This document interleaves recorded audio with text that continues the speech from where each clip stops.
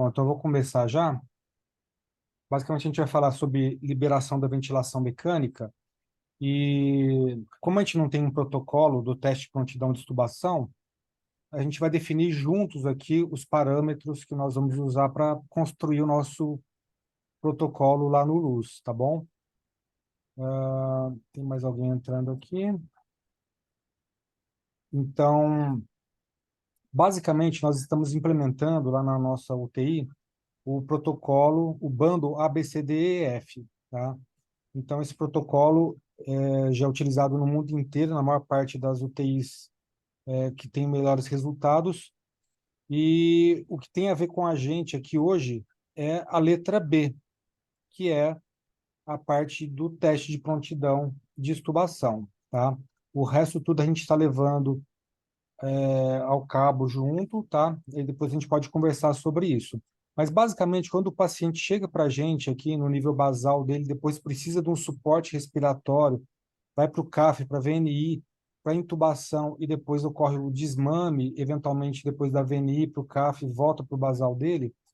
Dentro desses sistemas, a gente tem o bundle A, B, C, D e F, tá? O A começa aqui para a gente avaliar a dor do paciente, o B, que é o desmame da ventilação, o C, que é a avaliação da sedação desse paciente, o D, que é a avaliação do delírio, o E, que é mobilização precoce, em que vocês estão também bastante empenhadas, e o F, que é a participação e o empoderamento da família, tá? Nós tivemos a oportunidade de fazer um estudo internacional com 18 países e 161 UTIs, para ver como que as pessoas fazem o bando ABCDF. E a gente viu que, na verdade, só 14% das UTIs fazem um despertar diário, metade delas tem um protocolo do teste de prontidão de extubação com um teste de respiração espontânea, e um terço delas tem um protocolo de desmame de ventilação, que geralmente são conduzidos por fisioterapeutas, tá? Então, por que que a gente tem que pensar em liberação da ventilação? Por causa da lesão induzida pela ventilação, a disfunção diafragmática, a PAV, a instabilidade cardiovascular, principalmente nos nossos pacientes cardiopatinhas, na lesão traqueal induzida pela cânula, que a gente vê muito isso ali na luz, talvez pela cânula que a gente use, e também pelo uso das drogas pseudoanalgésicas que provocam abstinência e delírio, tá?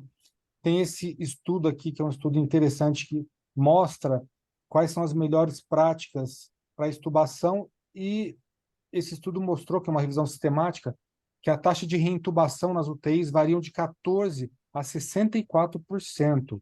É bastante coisa.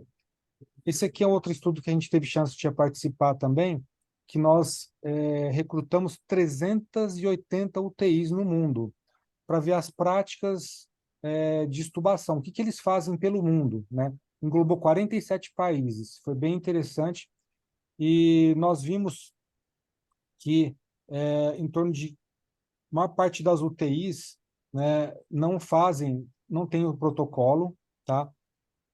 Metade, mais ou menos, tem protocolo de mobilização precoce, 70% tem de sedação e analgesia, mas de desmame em torno de 46%, tá?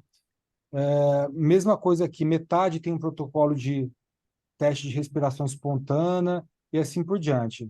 Isso aqui eu vou passar. Nós temos diversas evidências mostrando que é interessante você ter um protocolo. Esse aqui é o da Flávia Foronda, que é bem clássico esse estudo, mostrando que o teste de prontidão de extubação com respiração espontânea reduziu o tempo de ventilação mecânica em mais de um dia, né? E assim por diante. As evidências não faltam na literatura e nos estudos. Eu vou passar correndo aqui, porque a gente já perdeu bastante tempo, tá? Esse aqui é um estudo da Respiratory Care também, mostrando, né, os índices que o pessoal usa para tentar fazer o desmame. Eu também vou passar correndo aqui. Depois, esse material todo eu entrego para vocês, tá bom? Gostaria de ter um pouco mais de tempo. Esse aqui é muito interessante porque é um estudo, na verdade não é um estudo, é um consenso do PALISE desse ano, sobre as orientações em relação à liberação da ventilação mecânica, tá?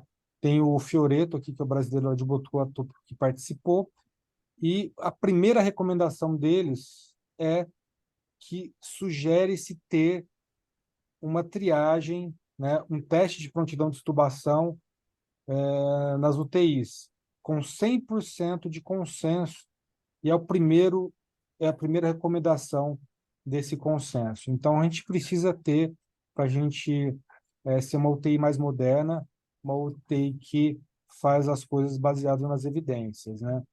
Então, como que a gente poderia propor um teste de prontidão de extubação, né? Então, assim, nada mais é do que um teste padronizado para determinar se o paciente está pronto para ser extubado de uma perspectiva pulmonar. E é uma medida objetiva que não depende do médico, ou da físio, ou da enfermeira, tá?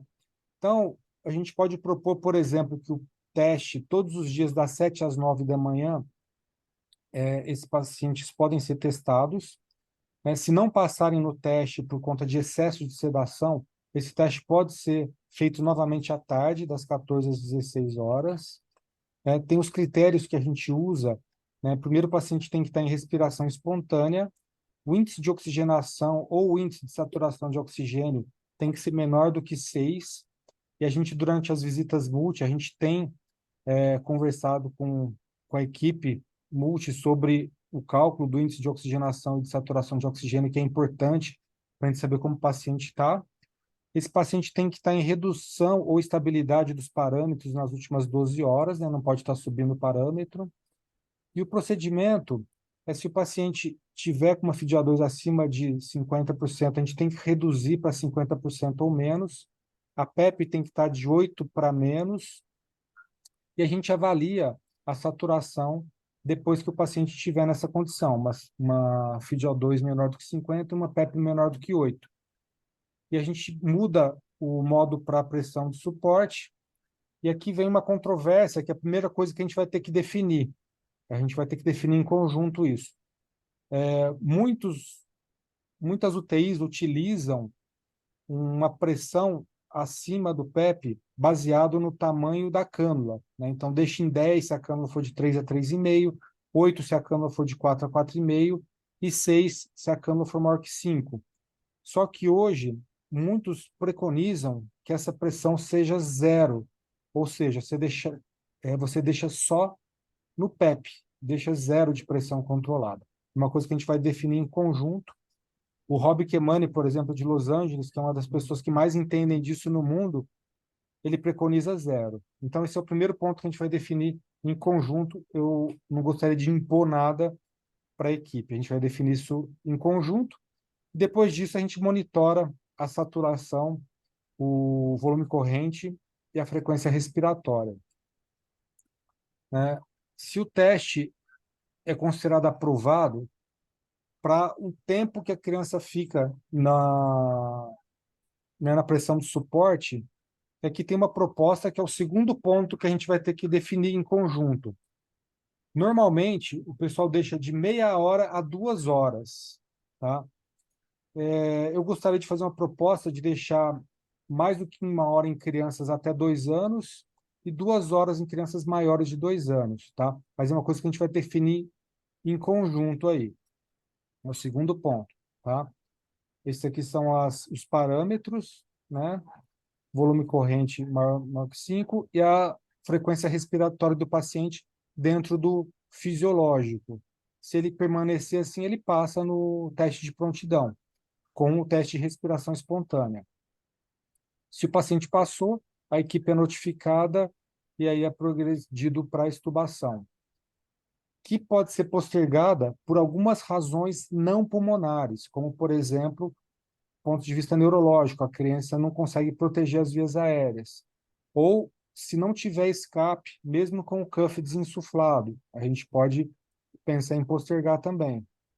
Ou, se esse paciente tiver, por exemplo, uma ressonância marcada para a noite, assim por diante, a gente mantém o paciente entubado, mesmo se ele passar no teste. E a gente pode estubar o paciente, normalmente uma FiO2 maior do que ele estava usando, e depois vai reduzindo gradualmente para manter uma saturação acima de 92%. Se o paciente desenvolveu um desconforto respiratório depois da extubação, a gente pode considerar dexametasona, que normalmente a gente tem feito em praticamente todos os pacientes aí no LUS por conta dessa cânula não muito boa que tem por aí, e inalação com adrenalina. E outra coisa, se o desconforto for baixo, a gente pode considerar uma VNI ou CAF. É uma coisa que a gente já tem feito, que é considerar a transição direta do paciente estubado para VNI ou CAF, que é bastante interessante. Isso aqui é o checklist, tá? Esse checklist é importante, é um checklist que fica a cargo da físio. É o seguinte, a causa que levou à intubação está em resolução, por exemplo, uma pneumonia, sim ou não, né? Esse paciente tem estabilidade hemodinâmica, está com drogas vasoativas em redução, por exemplo, ele não precisa estar sem a droga, mas tem que estar em redução, sim ou não. Do ponto de vista renal, esse paciente ele está estabilizado ou está com uma sobrecarga hídrica, está fazendo um balanço muito positivo, sim ou não? Do ponto de vista neurológico, esse paciente, como é que está o nível de consciência depois que você reduziu as sedações? Tem drive respiratório? Sim ou não? E aqueles parâmetros que a gente falou, né? FiO2 abaixo de 50, PEP abaixo de 8 e uma pressão de pico menor do que 25, tá? Sim ou não? Então, se todas as respostas forem sim, aí você, né, tá apto para fazer o teste de respiração espontânea. Então, esse checklist é antes do teste de respiração espontânea, antes de colocar o paciente na impressão de suporte, tá bom? Outras duas perguntas. Sem previsão de cirurgias, procedimentos ou exames sob sedação nas próximas 48 horas? Sim ou não? E sem outros fatores relevantes, por exemplo, uma hemoglobina adequada, né? Sim ou não? Se for tudo sim, apto para extubação, e aí prossegue. Se uma ou duas respostas não, vai considerar a redução dos parâmetros, reavaliação no próximo turno, reavaliação no próximo dia, tá? Então, assim, foi uma apresentação bem rápida, já terminou. Vou parar aqui de compartilhar. E queria ouvir de vocês sobre essa proposta e o que vocês acham daquelas duas perguntas, né? De como a gente faz o teste de respiração espontânea e quanto tempo deixa.